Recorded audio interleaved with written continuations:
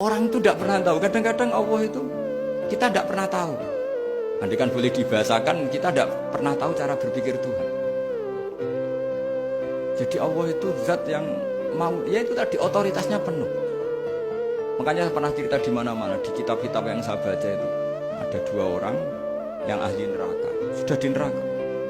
Ini sekaligus ijazah, saya ulang lagi sekaligus ijazah, bisa dipraktekkan nanti itu. Setelah itu dua orang ini dipanggil ke surga sama Allah. Allah itu tanyanya ya aneh, enak di neraka, ya udah enak di neraka. Ya gak enak di neraka, kok ditanya enak enggak, ya gak enak. Ya sudah, kembali lagi ke neraka, lari kencang-kencang, lari menuju neraka, lari. Sama Allah dipanggil lagi, loh kenapa kamu semangat? Ya Allah, saya ini kapok, saya ini trauma. Dulu ketika engkau perintah, saya ini lelet sekali. Disuruh sholat lelet, disuruh zakat lelet. Maka ini dengan perintah saya semangat supaya nggak ngulang kesalahan yang sama.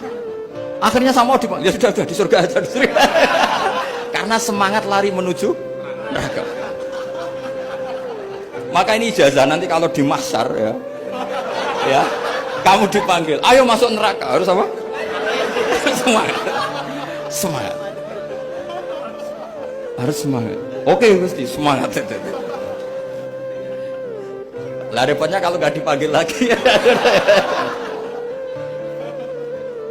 Akhirnya barokahnya semangat itu dia di surga.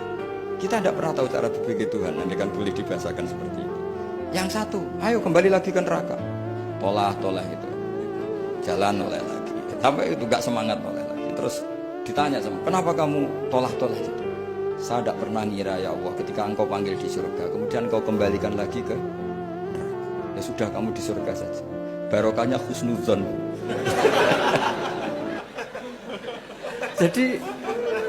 jadi Tuhan itu unik. Makanya dalam tradisi ulama itu ad-dinu ar-riwayah, agama itu riwayat. Sebagian diredaksikan inna hadzal ilma dinun fanzuru amman ta'khuduna dinakum. Agama ini, ilmu ini agama, maka lihat riwayatnya. Karena kita tidak pernah tahu cara berpikir Tuhan. Kita harus mengikuti riwayat yang diutarakan Rasulullah SAW. Karena kita tidak pernah tahu.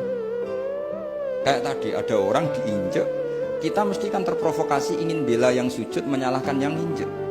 Tapi ketika yang sujud mencatat nama Tuhan, Allah tidak akan memaafkan kamu. Itu Tuhan tersinggung karena sifatnya direduksi satu, diambil satu, disembunyikan satu. Loh, ada kan dia begini mungkin malah Allah maklumi. Saya tidak akan maafkan kamu. Enggak apa-apa Allah, kan saya. Kan tidak mencatat namanya Allah. Selama hidup saya tidak akan maafkan kamu. Allah enggak akan tersinggung. Karena dia sebagai manusia tentu punya dendam, punya rasa mangkel, punya emosi. Tapi kalau ketika bilang Allah tidak akan maafkan kamu, berarti dia mencatat statusnya Allah. Dan Allah disifatkan hanya satu dari sifatnya Allah, yaitu hanya sifat menyiksa. Padahal Allah punya sifat memaafkan.